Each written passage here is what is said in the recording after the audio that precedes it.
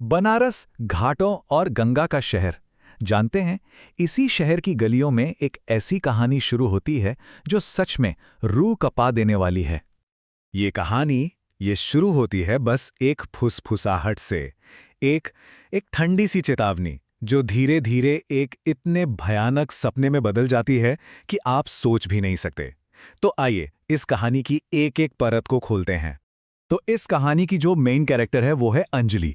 बनारस की रहने वाली एकदम सीधी साधी सिंपल सी लड़की अपने परिवार के साथ बस एक खुशहाल नॉर्मल जिंदगी जी रही थी।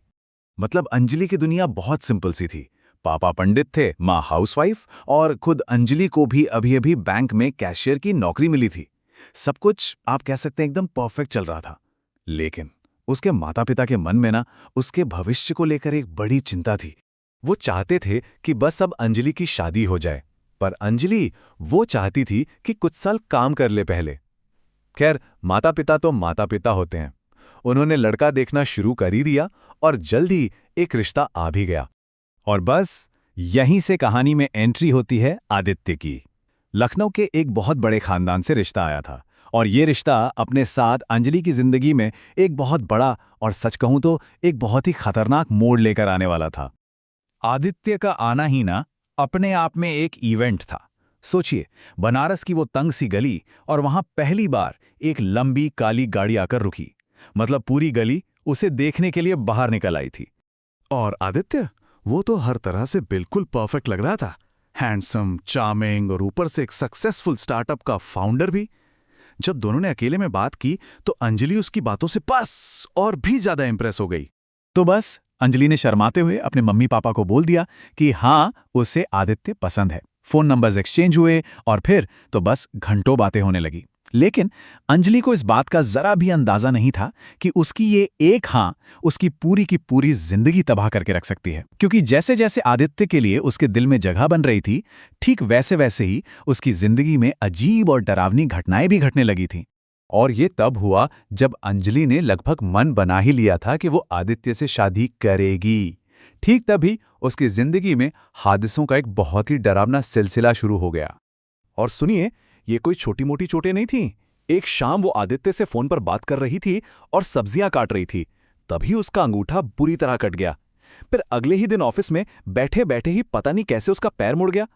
लेकिन हद तो तब हो गई जब कुछ दिनों बाद ऑफिस में उसके डेस्क पर लगा पंखा अचानक से नीचे आ गिरा। वो तो बस बाल बाल बची।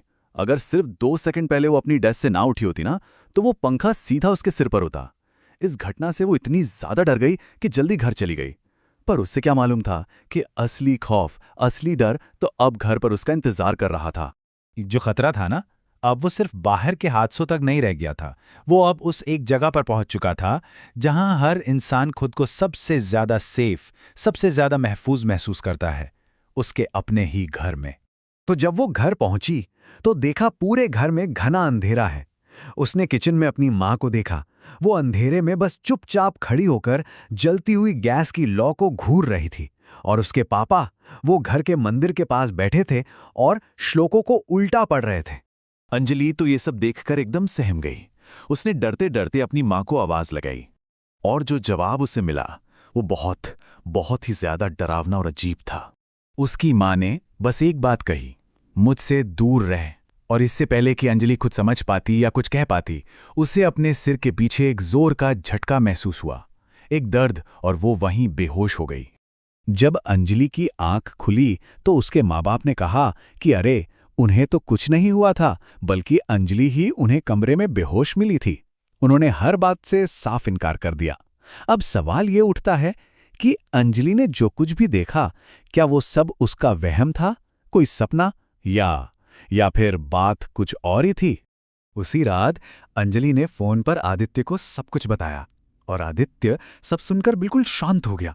फिर उसने कहा कि वो जानता है कि ये सब क्यों हो रहा है, और उसने अंजलि को आधी रात को शहर के बाहर एक सुनसान मंदिर में मिलने के लिए बुलाया।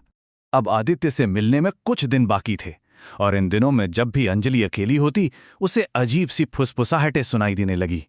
एक ही आवाज बार बार आती, छोड़ दे उसे, वो सिर्फ मेरा है।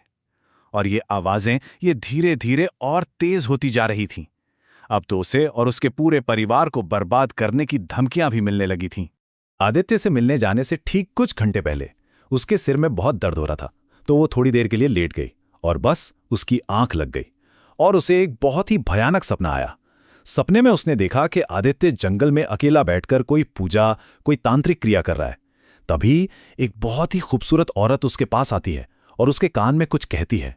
आदित्य जैसे किसी ने उस पर जादू कर दिया हो, उसकी बात सुनकर सम्मोहित सा होकर उसके पीछे पीछे चलने लगता है और फिर अचानक उस औरत का चेहरा एक बेहद खौफनाक रूप में बदल जाता है। एकदम लाल त्वचा, पीली पीली आंखें और नुकीले दांत। लेकिन इस सपने का सबसे डरावना हिस्सा तो अब आना बाकी था। उस भयानक जीव को अचानक ये एहसास हो गया कि अंजलि उसे सपने में देख रही है और वो सीधा अंजलि की तरफ पलटी और जोर से उस पर चीखी। एकदम से घबराहट के मारे अंजलि की नींद टूट गई। उसका दिल इतनी जोर जोर से धड़क रहा था मानो बाहर निकल आएगा। उसने कांपते हाथों से घड़ी देखी। आदित्य से मिलने का समय हो चुका था। वो अभी उस सपने के खौफ से बाहर निकलने की कोशिश ही कर रही थी कि तभी घर के ड्राइंग रूम से उसकी मां की जोरदार चीख सुनाई दी। ऐसा लगा जैसे उसके सपने का वो खौफ अब हकीकत बनकर उसके सामने आ खड़ा हुआ था। और ये सब कुछ हमें इस कहानी के सबसे अहम और सबसे डरावने सवाल पर लाकर छोड़ देता है।